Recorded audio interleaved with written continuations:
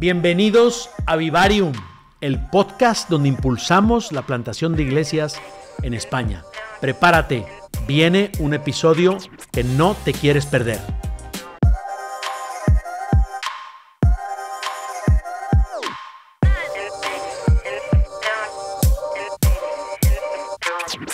Muy bienvenidos a Vivarium. Tenemos un episodio delante de nosotros súper especial.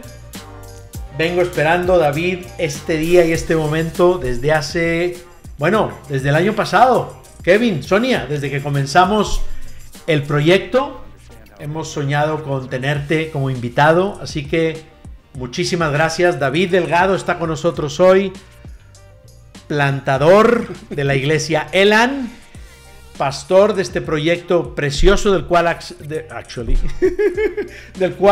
mi mujer y yo formamos parte, y estamos muy contentos de tener a David hoy. Antes de ser plantador, antes de ser pastor, David fue judoka de pequeño. Ya nos contarás un poco más. ¡Hola!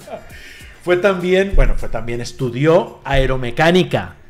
Se formó en el exterior con un movimiento global de plantación de iglesias en Australia. Ya nos contarás un poco más de esto. David, gracias por estar con nosotros. Muchas gracias, Miguel. Qué privilegio poder estar por fin con vosotros. Habíamos soñado con este momento. Se supone que iba a ser el primer invitado, el segundo invitado del podcast, y se ha postergado. ¿Por qué será? ¿Por qué será? ¿Por qué será? Tu agenda sí, se complica. Sí. Se complica. Ha sido difícil pillarte, tío. Es complicado.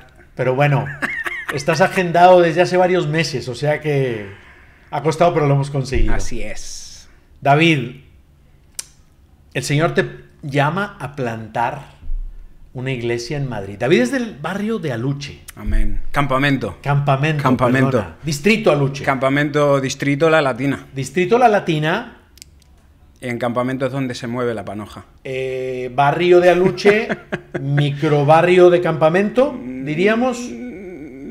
Campamento es campamento. Se mueve la panoja. Cuéntame un poquito más de esto. No nos metamos campamento es el triángulo y extensión un poco hacia el otro lado de la A5, pero Avenida de los Poblados, carretera de Guadilla y A5. Ese triángulo. Un madrileño de pura cepa, auténtico. Primer madrileño que tenemos en el podcast. ¿Ah, sí? Ojo. ¿Ah, sí? Sí, me atrevo a lanzarlo ahí. Wow. David, Dios te llama a plantar una iglesia en Madrid. ¿Cómo comienza? ¿Y dónde comienza? ¿Y cómo se genera todo eso? Empieza con: Señor, heme aquí, úsame. Tal cual. Tal cual. El Señor nos llama, y cuando nos llama es corazones dispuestos y lo que Él quiera hacer. Yo recuerdo tener conversaciones con mi padre sobre el futuro profesional, y yo tenía esta tensión donde siempre solían decirnos en el colegio, instituto: uno tiene que ser alguien en la vida. Y yo iba a casa con mi frustración: ¿qué es ser alguien en la vida, ¿no? Y desde muy presente, es que es verdad que gracias a mis padres, pero creo que una conexión especial con Dios, con Jesús, donde a muy temprana edad, con 8 años, le acepté como mi Señor, como mi Salvador, y teniéndole siempre muy presente, ¿no? En su carácter, su persona. Entonces, en esa convivencia con Él, pues el Señor va llamando y va ofreciendo pasos, como ese Señor elegante y cautivador que es Él. Y en ese dar pasos, pues en el servicio, en mi iglesia local donde crecí, y rellenando espacios y huecos, aprendiendo de lo que es también su iglesia, liderando posteriormente a adolescentes, a jóvenes, siendo yo uno más de ellos también. Pero vi esa necesidad de la iglesia local. En ese tiempo conocí a Sara, con 17 años, a la que luego sería mi esposa, y una de nuestras primeras conversaciones fue dónde estás tú y hacia dónde quieres ir. Los dos estábamos en la misma posición de no saber muy bien lo que se venía, pero querer servirle enteramente. Y en ese tiempo empezamos a conocer gente que está haciendo cosas increíbles en nuestro país y en otros sitios también. Y con ellos empezamos a desarrollar también diferentes eventos de jóvenes en Barcelona, en Madrid. Algunos se acordarán de Estiempo y del Sin Límites en Madrid. Y bueno, pues en medio de eso, jóvenes inexpertos, sin tener ni idea de cómo iba la vaina, el asunto, pero corazones que querían servir a Dios. Y en ese proceso, uno de los pasajes centrales que fue algo que removió lo más profundo de nuestro ser, es ese encuentro que Jesús tiene con sus discípulos y donde les pregunta ¿qué es lo que dicen? ¿Quién dicen que soy? Y, Señor, unos dicen que Elías, otros un profeta más, otros que es Juan, otros que... Vale, ¿y vosotros quién decís que soy yo? Y ahí Pedro valientemente se levanta, Señor, tú eres el Mesías, el que había de venir. Y Jesús le confirma a sabiendas de que esa revelación no venía de la humanidad de Pedro, sino venía de algo celestial, confirmándoselo y diciendo, bendito eres tú, Pedro, porque sobre esta roca edificaré mi iglesia, ¿no?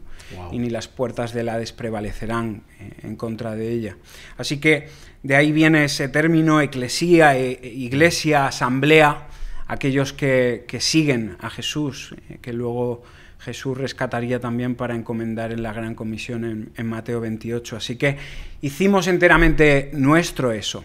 Y ahí viene mi sentido de comunidad, mi sentido de equipo.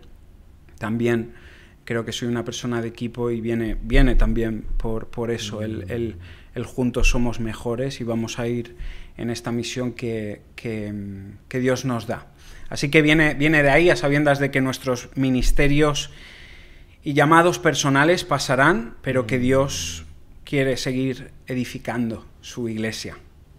Wow. Gracias, David. Me hace pensar, escuchándote, has pasado junto con Sara por momentos muy difíciles. El Señor en su soberanía decide llevar a Sara a casa, se nos adelanta.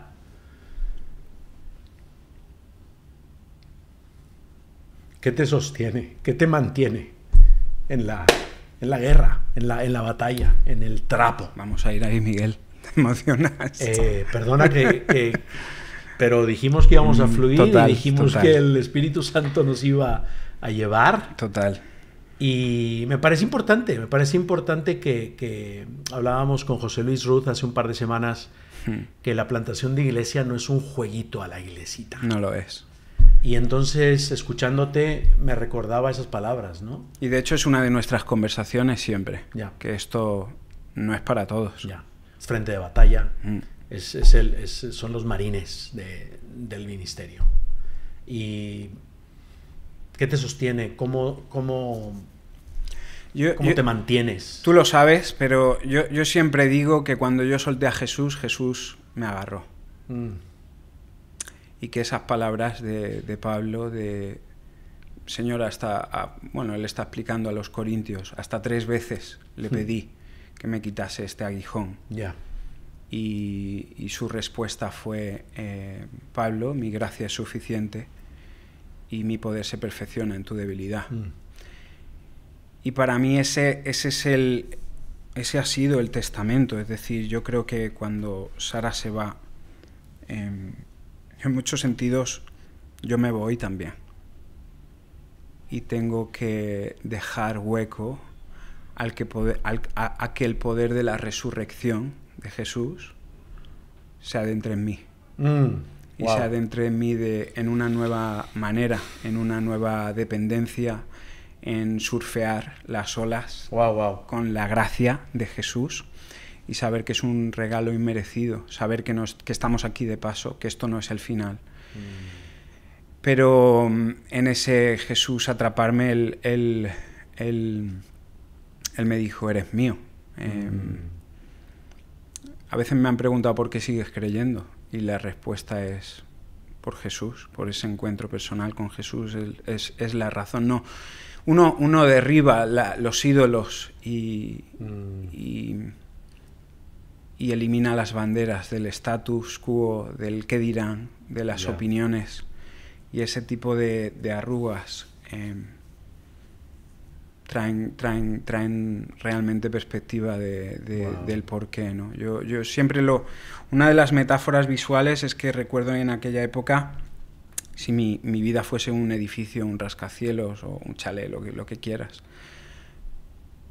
todo ser golpeado, destruido, toda la proyección futura, todas las expectativas, todo lo que yo había pensado que Dios quería, incluso. ¡Wow! Porque a veces proyectamos incluso con Dios.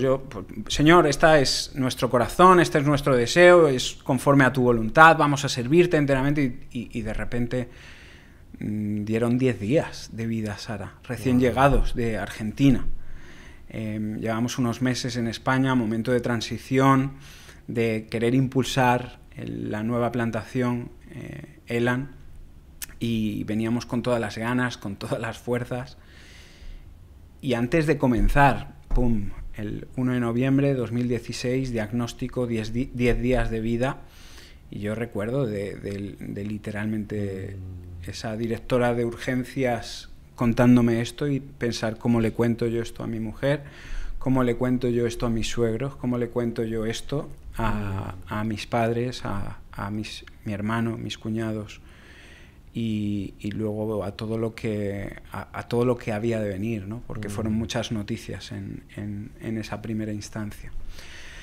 Así que Jesús siempre debe ser la motivación y el llamado que él nos da y nos entrega. Wow. Es esencial. Entonces, cuando nos golpea la vida por diferentes circunstancias y Dios lo permite, también es porque Él está en control. Y es a veces difícil de aceptar, pero en su soberanía Él sabe, y nuestra labor es confiar, es obedecer y perseguirle a Él. Siempre tanto a mí como a Hilaria nos llamaba mucho la atención que contabas, ¿no? Que la gente te vino y ¿qué vas a hacer ahora, no? Porque tanto tú como Sara ya habíais lanzado el proyecto junto con un equipo, y que te preguntaban, ¿no? ¿Y qué vas a hacer ahora? Como diciendo, pues la iglesia al final... ¿Tú te acuerdas? Me estaba viniendo aquí, me acuerdo cuando fuimos de observadores por primera vez a M4, sí. y todo esto venía por esa conexión divina, sí, de David del Lago conectándonos, y tuvimos ese café en el MURC y sí, habíamos quedado para estar 1 hora. Esa hora se convirtió en 4 horas, donde vimos esa conexión que venía del cielo. Y yo recuerdo la mirada de Francis Arjona sobre nosotros, donde Sara estaba con un pañuelo en la cabeza, como observadores, y una mirada de uno de los generales de la fe de nuestra nación, con sus arrugas, con sus heridas, con sus batallas. Pero recuerdo esa mirada proyectando hacia nosotros, y él pensando, estos chicos están locos, están locos por Jesús, ¿cómo van a plantar una iglesia en medio de esta situación? ¿No? Y recuerdo ese primer encuentro donde todo M4, los equipos que había, oraron por nosotros, sí. Y queríamos pasar desapercibidos, íbamos para ver. 19 equipos había ahí. Pero sí fue ese comienzo. Wow. Y después, con lo que decías, mucha gente pensaba que iba a tirar la toalla. Y tanto en la coordinación de ONN, en Decisión, como con la Iglesia, y yo a los más íntimos, entre los cuales tú estabas también, dije, yo necesito un tiempo, porque obviamente habíamos proyectado todo esto. Sara había sido mi mejor amiga, consejera, novia, pastora, la mujer que me desafiaba, la mujer a la que yo iba y decía, estoy cansado de Miguel, ¿por qué actúa así? ¿Por qué no me entiende? ¿Y por qué? Y ella calmaba, Miguel, papá. Y la cuestión es cómo eso se iba a reproducir en una nueva realidad. Y recuerdo juntar a todo el equipo y decir a los matrimonios, a las mujeres también casadas, chicas, os necesito, porque va a haber un montón de gaps ahora que yo no veo y que necesito vuestra perspectiva, vuestra protección. Y empezamos a blindar a mi persona también con paredes de integridad, ¿no? Y rendición de cuentas a máximos niveles. Ya. Pero una de las cosas que fuimos a hacer fue dar un paseo haciendo el Camino de Santiago durante unos días, y fueron días de silencio, donde yo recuerdo que pesaba como, no sé, tenía como 10-15 kilos de más que había aglutinado en esos años de hospital, de vivir en hospital. Wow. Tremendo. Donde daba igual eso, y donde la prioridad era máxima, ¿no? Yeah. En salir adelante. Pero deciros, chicos, necesito a ti, a Rubén, necesito un tiempo de protección y de encauzar esta nueva realidad, de cómo vamos a gestionar. Y recuerdo que la iglesia, una de las cosas que me dijisteis es, David, nosotros si tú vas estamos al 1000% contigo. Y yo respondí, si vosotros estáis, yo voy. Para mí no era negociable, porque me sentía como en medio de la batalla, Moisés levantando los brazos y con a todo el equipo levantando mis brazos en medio de esa batalla. Y justo en septiembre de ese año, en 2019, fue cuando relanzamos casi la iglesia, diría yo, donde habíamos tratado de contenerla y hacerla crecer por el boca a boca. Pero ese tiempo de estar en hospital, hacíamos iglesia en parques, en cafés, en el hospital mismo, y a veces era muy difícil de manejar esa tensión, muy difícil de manejar, ¿no?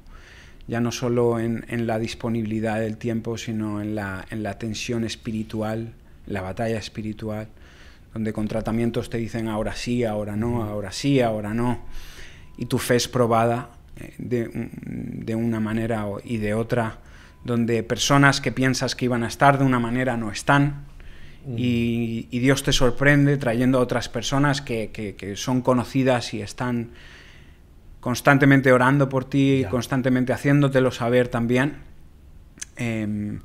y son etapas, ¿no? de mucha presión, donde la presión dice que saca lo mejor.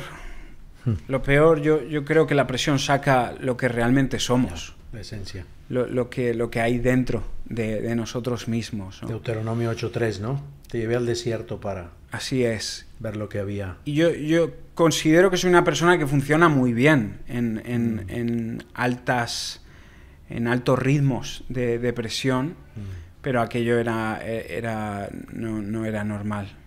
Y sobre todo cuando lo que está en juego es lo que más quieres, y lo que más quieres proteger, y por lo que tú te reemplazarías cargando su dolor, cargando su sufrimiento, cargando todas sus incertidumbres, toda su oscuridad, ¿no?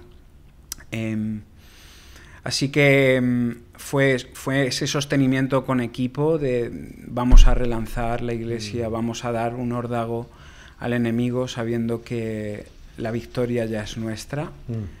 No sabemos todas las cosas que van a venir, pero hermano, tú sabes que nuestra iglesia se forjó en,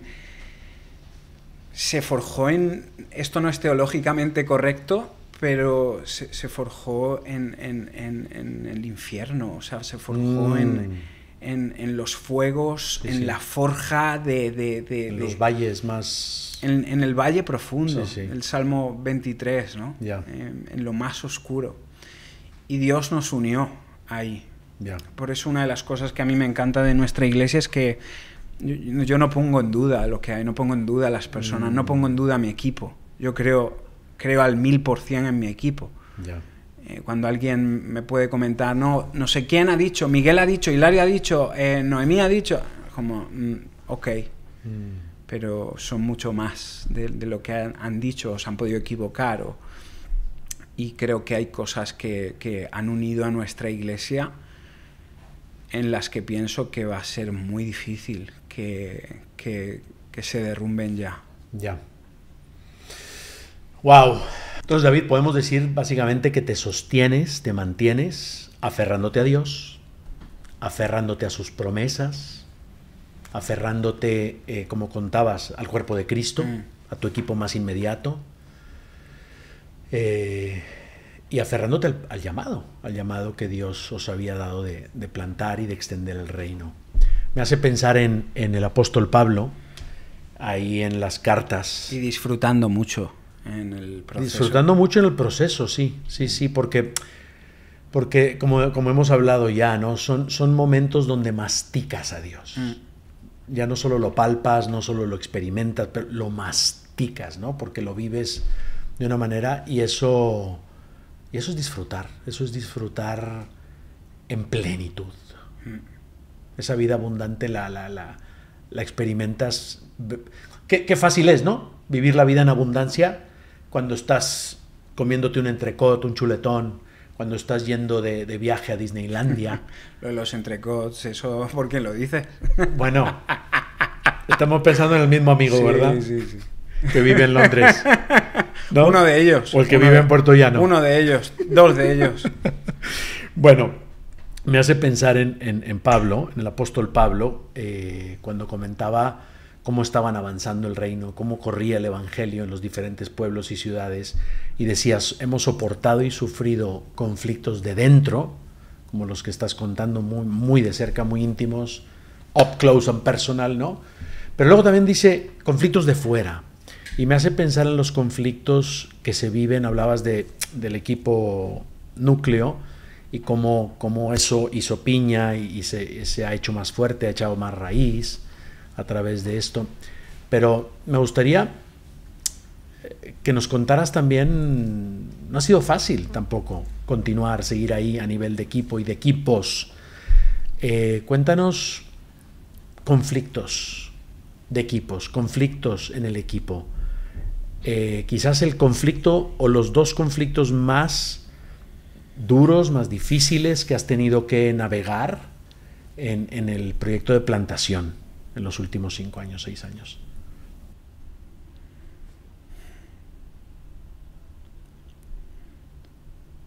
A ver, volviendo un poco a la historia, yo creo que uno de los primeros grandes conflictos después de eso fue ver que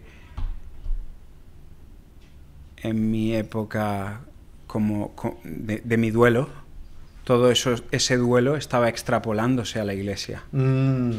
Y ahí expone una realidad, es decir, lo que tú estás viviendo como líder y como pastor, abridor de caminos, todo se va a permeabilizar en todas las capas de la iglesia. Wow. Y yo de alguna manera notaba que incluso en el sentir espiritual, porque tú puedes proyectar una cosa o tratar de proyectar una cosa diferente en una reunión de equipo o en una predicación, una proclamación, pero había gente nueva que estaba llegando a nuestra iglesia, donde tienes que... Es una plantación, o sea, si no hay entusiasmo, si no hay alegría, si no hay fuerza, si no hay renovación, no hay nada. Wow. Y de repente nos encontramos como equipo en medio de un duelo. Wow. Y gente nueva viniendo. Entonces, para mí fue un ejercicio de introspección y decir, hermano, tienes que poner límites. Y tienes que lidiar con esto para luego estar lo suficientemente fuerte como para seguir liderando, porque es el peso del liderazgo, ¿no? Ya. Entonces yo creo que uno de los primeros grandes desafíos que tuvimos fue ese, hablar como equipo y decir, chicos, esto tiene que cambiar. Afectando, ¿no? Es como en privado, hinchémonos a llorar, a echar lágrimas, pero necesitamos traer fuerza, necesitamos traer alegría. Jesús vino a buscar y salvar lo que se había perdido. Esa es nuestra convicción. Y creemos, siempre postulábamos esta realidad eterna de que necesitamos la urgencia del Evangelio, aquí y ahora, de que lo hemos vivido, la urgencia del Evangelio, que no sabemos cuándo se va a acabar nuestro tiempo. Y necesitamos proclamar, necesitamos encarnar, necesitamos manifestar por medio de las señales del Espíritu de Dios y traer eso sobre la mesa, ¿no? Qué bueno que estás comentando esto, David. ¿Sabes que la razón por la que le pusimos Vivarium al proyecto del podcast dentro del paraguas de M4? Yo sé de dónde viene. Bueno, sé de dónde viene. Ese lo dejamos para la próxima invitación, ¿vale? Vamos a hablar de eso. Pero a colación de lo que estás diciendo, Vivarium es la palabra en latín que significa lugar de vida. Y dijimos, ¿qué mejor lugar de vida que la iglesia? Que el cuerpo de Cristo, que lleva vida, imparte vida, proclama vida, demuestra vida ahí donde quiera que está plantada y floreciendo. Y me parece fantástico Dios, es glorioso, es precioso. Es bueno de todo eso que estás contando, precisamente su iglesia es el plan profético para la humanidad, porque trae vida. Y el hecho de decir, poner ese puño en la mesa o esa estaca en la tierra y decir, chicos, vale, el Señor nos ha dado esa prueba, la misma Sara ya decía, chicos, tirar millas y dar vida, ¿no? Es que yo creo que, y a veces yo últimamente rebato mucho con esto, pero a veces hemos olvidado el mensaje central de Jesús: arrepentíos porque el reino de los cielos se ha acercado. Ese arrepentíos y virar vuestra manera de vivir, vuestra manera de pensar, vuestra manera de actuar. Es decir, Dios manda a Jesús para restaurar, redimir el plan original. Y en ese arrepentíos Él acaba cerrando, porque el reino de los cielos se ha acercado. Esa es nuestra misión. Amén. O sea, el hacer discípulos para que el reino de los cielos sea aquí y ahora, para que el cielo colisione con la tierra. Amén. Se abran más espacios, más destellos de esa realidad espiritual y terrenal. Y todo confluya nuevamente. La iglesia es responsable. Por eso no es... Y sí es un maranata, que el Señor venga. Pero a veces como cristianos hemos proyectado esta idea de, bueno, salvación, la antigua canción, ¿no? Más allá del sol. Más allá del sol, yo tengo un hogar más allá del sol. Es decir, vivimos aquí, estamos temporalmente, pero el día de mañana estaremos en la eternidad. No, la eternidad empieza aquí ahora. Así es. Y tenemos que tomar responsabilidad. Por eso es imprescindible, y hablando de equipo, seguir cautivando. Esta es nuestra verdadera cautivación. Esto es lo que debe enganchar a las personas, al que merece la pena. No por ser guay, sino Dios quiere traer una realidad mayor, una realidad que impacta a tu familia, que impacta las relaciones con tus hijos, que impacta a tus amistades, que impacta a cada área de la sociedad, al área de las artes, al área política, al área empresarial, a todas las áreas que nos rodean y que como personas estamos en ellas en el día a día, de cómo miramos a las personas, cómo sonreímos. ¿Cómo podemos invitar a un café a alguien y traer amor de forma random, invitando a un café y diciendo, hey, que tengas un buen día? ¿Y esto por qué? Simplemente porque quería invitarte a un café y sacarte una sonrisa, no te conozco de nada y ya está, ¿no? Eso tiene impacto espiritual y trae dignidad, trae honor. Creo en eso. Y creo que eso merece la pena de nuestro tiempo. Creo que eso merece la pena de tener que lidiar con 2, 3 trabajos a la vez. Cosas que hemos hecho. ¿Cómo se planta una iglesia económicamente? Es un tema que te quiero preguntar. Pero vas a tener que lidiar con este tipo de cosas, sostenerte, y a lo mejor tienes que tener un trabajo. Y yo he tenido un trabajo paralelo. A día de hoy la iglesia todavía no me sostiene. Llevamos ya algunos años, 5, Llevas 6 años. 6, 7 años. 2 años en el proceso como pre. director del proyecto Operación Niño de la Navidad en España. 7. 7 y medio y contando. Vale. Qué bonito número, 7. ¿Eh? 7 vueltas. Cuéntanos un poquito más de esto. Tener un trabajo paralelo. No, un trabajo. ya en la época que estudiábamos, estábamos covocacional. diferentes. Se dice hoy. No es bivocacional que tengas, pero es covocacional, ¿no? Yo he visto una vida integral. Vale. Así es como lo he proyectado siempre. Es decir, yo soy seguidor de Jesús y para llevar a cabo mi misión, en las diferentes etapas he tenido que desarrollar diferentes cosas. Ya. Pero al mismo tiempo llega un punto donde dices foco de energías. Concentración de fuerza. Ahí estamos. Y a eso que no te pegue un apretón por el camino porque no llegas. Dime más. Proyectar esto a largo plazo, salud, y ya no solo tuya, sino del equipo que te rodea. Porque cuando estás a 1000 vueltas, llevas a tu equipo a estar a 1000 vueltas y no todos están preparados para estar 1000 vueltas. Tienes a uno que está a 100, otro que está a 250, otro que está a 700. Pero yo creo que para mí el referente es Jesús. Él lo dio todo. Ya. Todo, el último precio. Y para mí, mi Señor es mi referente.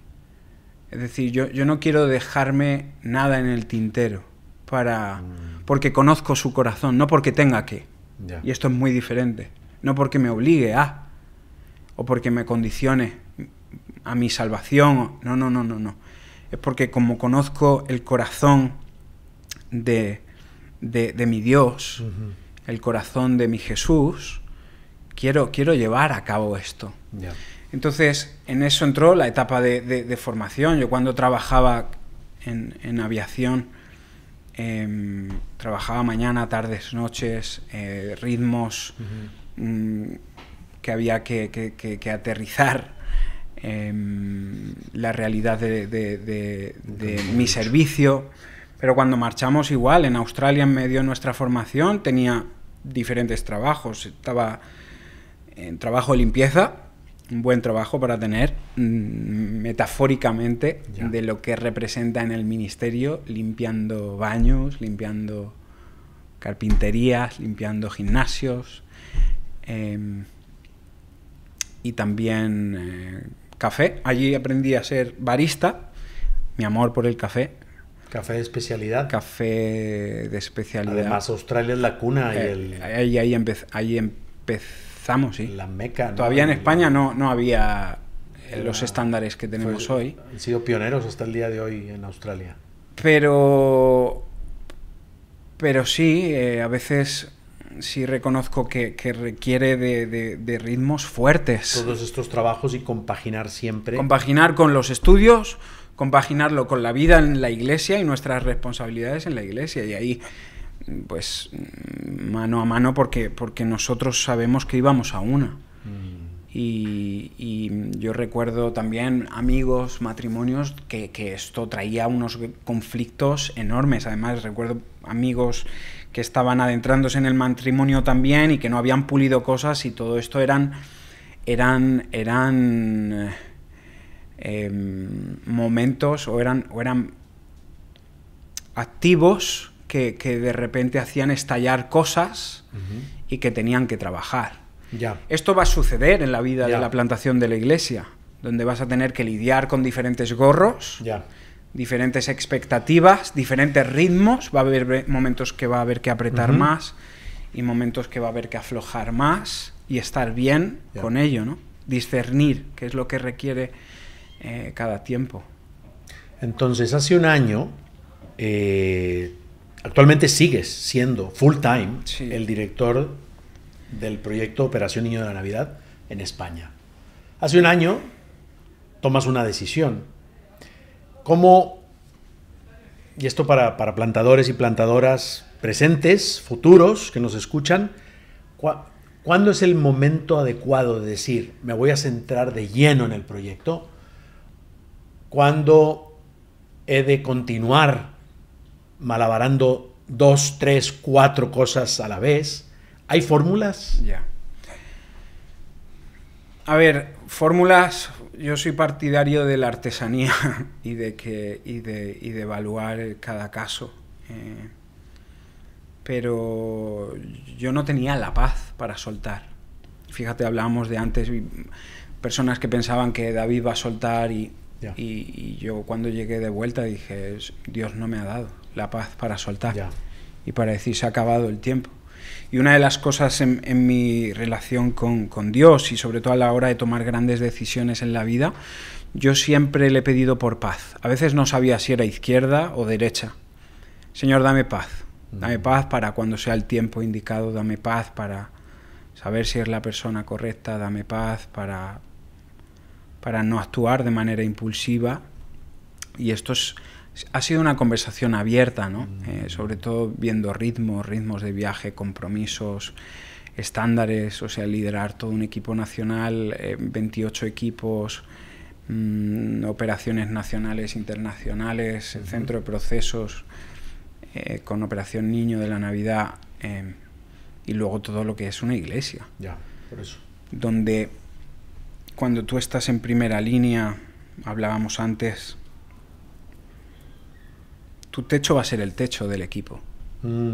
Allí donde llegues, tu equipo va a llegar. Juan Blake decía una cosa que me encanta también, y decía que cuando el capitán se sienta, los marineros se tumban. Wow. Y es un poco eso. Es decir, el llamado sigue vigente, sigue siendo el mismo. Yo lo noto. Cuando yo aflojo, el equipo afloja. Y dices, hey, hay que seguir empujando, ¿no? Ahora estamos en temporada de aflojar y de tomar tiempo y es necesario. ¿Hay maneras de cambiar eso, David? ¿El qué? O sea, supongo que hubieras escrito el libro, ¿no? Sí, de cambiar esa realidad, de que cuando el líder, porque es cierto, y la vida va como el líder va, ¿no? El país va como el líder va, la empresa va como el líder va, la iglesia va como el líder va, y este es un statement que conocemos de Maxwell y de todos los gurús de liderazgo. ¿Hay alguna manera de darle una vuelta a eso y decir, no tiene por qué ser así? Yo creo en el trabajo en equipo, pero creo que en la plantación y en los primeros estadios de iglesia, o sea, tú como plantador o como plantadora, plantadores, vas a darle forma al ADN de la iglesia, a generar estándares. ¿Qué es lo que vives tú? Es lo que va a vivir la iglesia. Uno atrae lo que es. Ahí hay otro principio, ¿no? Pero si yo soy un apasionado por esto, voy a levantar pasión por ello. Si yo no tengo pasión, yo puedo decir una cosa, pero si no la vivo, la gente me va a decir, muy bien, good on you, pero no lo compro. Entonces hay una cuestión de ser consecuente y creo que sí, que llega un momento donde tú estableces un ADN y ese ADN o esa cultura base fundamental es capaz de reproducirse, pero sigue estando ahí, sigue cultivándose.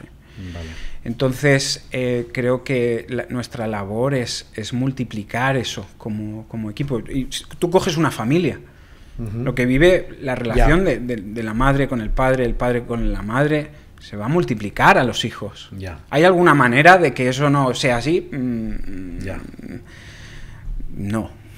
Honestamente, entonces en gran parte es la cultura. Va a haber agentes externos que puedan marcar, que puedan traer puntos de inflexión, que puedan traer verdad, que puedan traer destellos, pero hasta ahora, en mi experiencia, es que no. Y de hecho, hay muchas cosas que pueden llegar a diferentes capas de liderazgo. No tengo por qué tener relación directa contigo. Pero si tú estás liderando este proyecto y yo estoy en una capa de liderazgo diferente, donde me llegan cosas, tú tienes tu equipo clave y transmites, comunicas a través de ello, hay muchas cosas que van a llegar ahí. Va a ser no, es que Miguel ha dicho, o nosotros como iglesia llevamos a cabo esto, o esto es un valor, algo fundamental que no es negociable para nosotros. Entonces vas a darle forma y vas a proyectar, y de eso se trata. Jesús le dio forma en su ministerio. Ya. Él estuvo 3 años con sus discípulos y él estuvo constantemente hablando. Estas son las expectativas, esto es lo que estoy haciendo, por esto he venido. Él le dijo a Pilato, por esta razón, estas motivaciones, por lo que yo he venido. Wow. A sus propios discípulos: Señor, ¿qué estás diciendo? Estás loco. Cortándole más de una vez. No tiene sentido lo que estás diciendo. Yo creo que pensarían: al Señor se le está yendo la olla un poco, vamos a calmarle. Ya. No. Que me voy a ir, chicos. Hasta que no lo ven en la cruz, ¿no? Que me voy a ir. Y no se dan cuenta de esa realidad hasta que Jesús no está.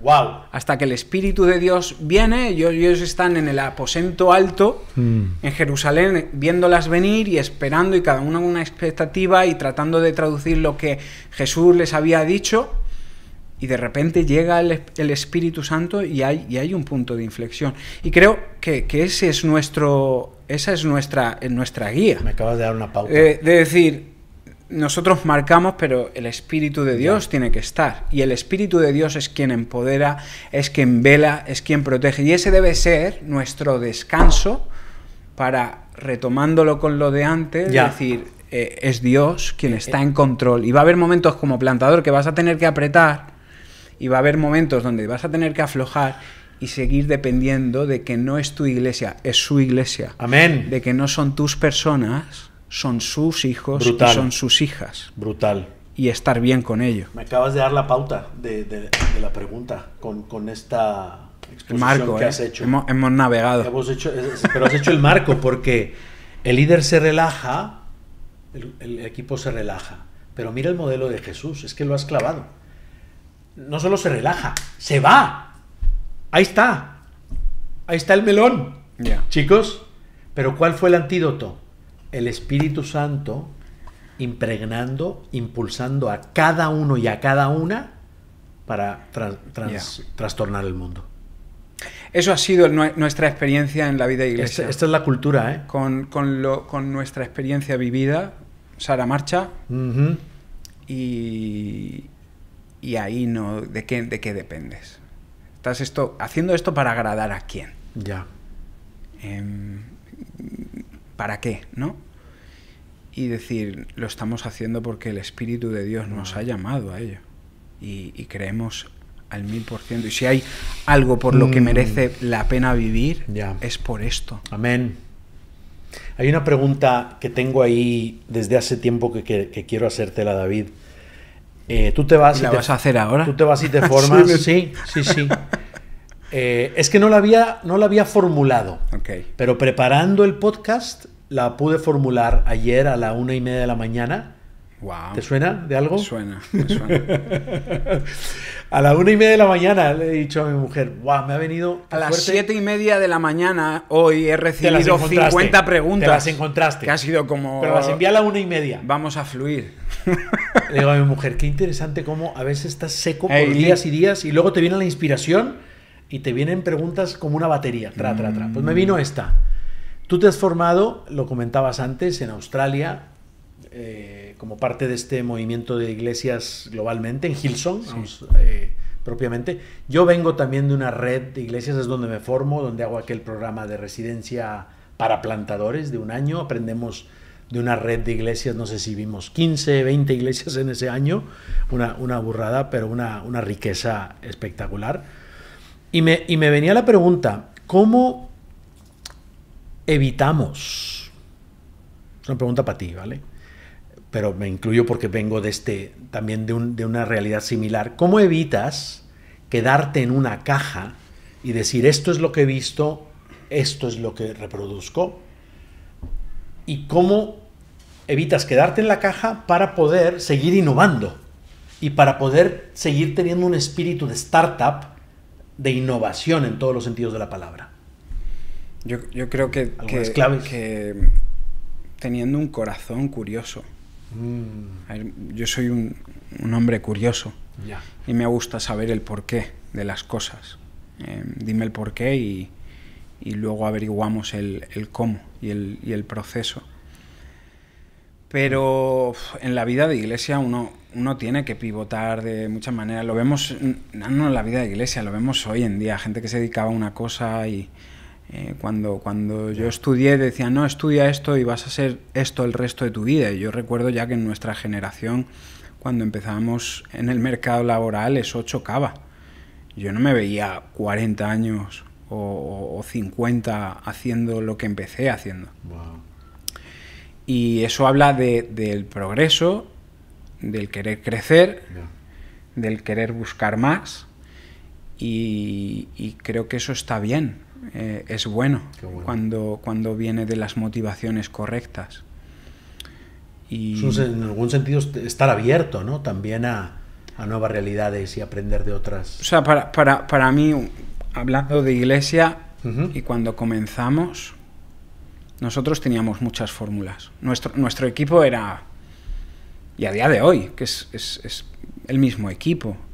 Ha habido algunos cambios porque ha habido personas que han tenido que marchar por cuestiones laborales o emprender porque Dios las llamaba a otra cosa, pero seguimos manteniendo todo el grosso del equipo y de las personas que comenzaron y que se fueron sumando. Y creo que tener un corazón sensible a las diferentes necesidades del momento es esencial. Cogí al equipo y yo recuerdo, vale, tenemos estos trasfondos, estos aprendizajes, vamos a escribir nuestra propia historia y vamos a pintar nuestro propio cuadro. Entonces vamos a partir de un lienzo en blanco, y algo importante y precioso a la vez, porque a pesar de que tú tengas muchas lecciones aprendidas, va a haber personas que se unan a tu equipo, a tu iglesia, a dónde estás, que no han vivido todas esas cosas. Y esto es trascendental, porque tú vas a asumir que ellas lo saben. Ellas saben el sufrimiento que has pasado, ellas saben el precio que has pagado. No tienen ni idea. ¿Cuántas veces hemos hablado de esto? De refrescar. No tienen idea. Que esta es una startup. O sea, y que recuerdo hablar con una pareja que amamos de nuestra iglesia y recuerdo que ellos me contaron que la primera proyección que tuvieron de mi persona era completamente opuesta a lo que ven y han visto hoy, ¿no? Yo qué sé, pues esto nos puede pasar, ¿no? David es así, o es asá, o es... Y luego se dan cuenta de que no. También es verdad que no tienes que estar constantemente levantando esas banderas, no, porque yo hice, ¿no? Sacar todas las cicatrices y todas las heridas. Hay momentos como Pablo lo hace, oye, yo sufrí esto y esto y lo otro y lo otro. Pero hay momentos que no, que vas a estar jugando al pádel y disfrutando y la gente te va a ver lanzando un chiste y diciendo, vaya chiste más malo, yo me esperaba un chiste mucho mejor de David. Y diciendo, pues, está bien. O sea, hay momentos y momentos, pero ese lienzo en blanco para descubrir quiénes somos. La gente... Creo en que nuestra generación quiere cosas auténticas, genuinas, no postureo y impostadas. Y la gente va a testear eso. Entonces, ¿es Elan lo que dicen que es, o es Elan una copia de o esto? Y obviamente va a haber cosas que vienen de nuestras experiencias anteriores y trasfondos anteriores, pero creo que también es importante hacer las nuestras. Qué bueno. Vamos a repetir, David. Wow. Vamos a repetir más de una vez. Esto es versión 1. Prepárate. Parte 1. Prepárate. No, es la intro. Ok. Esto es la intro. No sé qué hacer primero. Si palabra directa a la cámara, plantador, plantadora, o recomendar el libro. Sí, estamos calientitos. Mirando a cámara, ¿qué consejo le darías a esa joven, a ese joven de 22 años que quizás está en la universidad o está en medio de su curro o está combinándose las dos cosas, como decías antes, y dice, sueño con mis compañeros de trabajo, que mis compañeros de la universidad se encuentren con Jesús y poderles acompañar y transformar al mundo juntos? A.K.A. Iglesia. Sueño. ¿Qué les dirías? ¿Cuál de ellas? Ahí está. Okay.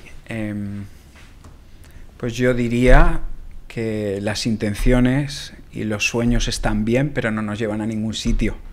Y que requerimos de acciones y que la mayor acción que puedes hacer, porque el resultado y el fruto de tu vida va a venir en la proporcionalidad en la que inviertas tiempo con Dios y en tu relación con Jesús. Invierte tiempo en la palabra, invierte tiempo en estar con Él a solas, en saber quién eres, saber quién no eres y dar pasos de fe. A ver, no tienes que saberlo todo, no tienes que tener todas las herramientas, no tienes que tener todas las cosas armadas. Simplemente tienes que decirle que sí a Él y Él abrirá la puerta, Él proveerá, Él pondrá las personas correctas. Así que animarte a que le des rienda suelta a la ignorancia que a veces podemos tener para dar rienda suelta a lo que Dios ya ha preparado. ¡Wow! ¡Qué guay! Echo de menos a veces esa rebeldía, en las nuevas generaciones, donde no hay logos, no hay nombres, no hay, como vamos a darle lo que venga y simplemente decirle que sí a Dios y ya iremos averiguando. Era una pregunta que tenía en la recámara de la disrupción. Aquí tenéis a un tío disruptivo. Y debería de hacerlo más. A veces estás un poco domesticado. Sí. Tenemos que sacarte Me habéis domesticado. Calla. Tenemos que sacarte más a la calle. Wow. No miro a Hilaria. Recomiéndanos un libro. Un libro que... ¿Un libro? Que ha sido útil, que ha sido... ¿En cuanto a? Un compás en cuanto a la plantación de iglesias, o quizás algún aspecto de la plantación. Hemos hablado de equipos, hemos hablado de retos y desafíos, hemos hablado de conflictos. No sé, algún libro que en alguna de estas facetas ha sido libros clave en la vida de nuestra iglesia. Al principio hicimos yo fundí al equipo a leer libros y a hacer análisis y ejercicios y a contrastar y a debatir. Creo que se está convirtiendo en un clásico, pero ya últimamente no escucho tanto de él. Una iglesia con propósito, de Rick Warren. O sea, creo que es un básico, un basic. Amplio y profundo, Andy Stanley. Ok. ¿Por qué el de Andy Stanley? El de Rick Warren... Bueno, cuentan la experiencia de cómo ellos plantaron North Point. Y también el perfil, o sea, no tengo la oportunidad, el privilegio de conocer a Andy Stanley. Su trasfondo viene de también su padre, un general de la fe en Estados Unidos, allí en la zona sur, en Atlanta. Pero un hombre muy analítico, muy de procesos, muy de evaluar los porqués, y me sacaba un poco del espectro cuando empecé a leerlo, porque encapsulaba otras ideas también y corrientes de los aprendizajes que a lo mejor yo venía. Wow. Otro libro, otros dos libros. Mira, Patrick Lencioni, leímos La Ventaja, The Advantage, ¿sí? En inglés. Es que en inglés es más cool. Bueno, la versión original siempre... Ahí la suelta siempre. La versión original siempre gana. En inglés, lo leí en inglés. Es que vi la película en inglés. Ya está, el que tiene que decirle a todo el mundo que habla inglés. Sí, ¿no? La Ventaja. Y Patrick Lencioni tiene otro grande a nivel de equipo, Las 5 disfunciones. Buah. Las 5 disfunciones de un equipo. De un equipo. Eso es un must. Eso es un must. Pero... Y luego, por salir de la caja, leímos el libro de Creativity Inc. Ok. De cómo se estableció y se fundó Pixar. Vale. Procesos creativos. Oh, qué bueno. Y todo el equipo lo leyó también para salirnos de la caja. Qué importante. Sí, y eso estuvimos un año con esos libros y algunos otros más. El Inc. Creativity Inc. Creativity Inc. Escrito por Ed Campbell. Ed Campbell, ok. Y una mujer, creo que o sea, es una colaboración ahí entre dos, pero él estaba presente.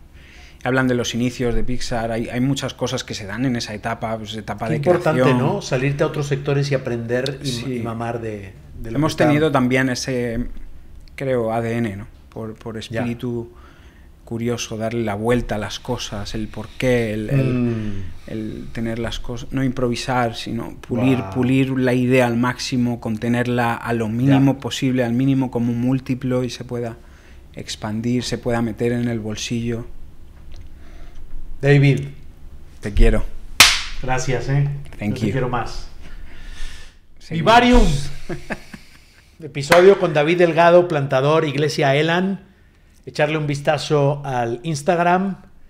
Somos Elan. Instagram. Échale un vistazo. Está desactualizado, por cierto. Pero estamos a punto de volver. Por una de esas cosas que Pero hablamos. estamos a punto de volver. Este conflicto lo contaremos en el próximo episodio. Me parece cuando bien. venga David invitado de nuevo. Gracias, Vivarium.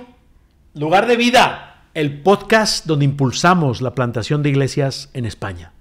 Si te ha gustado este contenido del podcast y ha resonado contigo, te llevas algún aprendizaje, te animamos a que te apuntes a M4 Red, una formación online de 9 meses. Más información aquí en la descripción.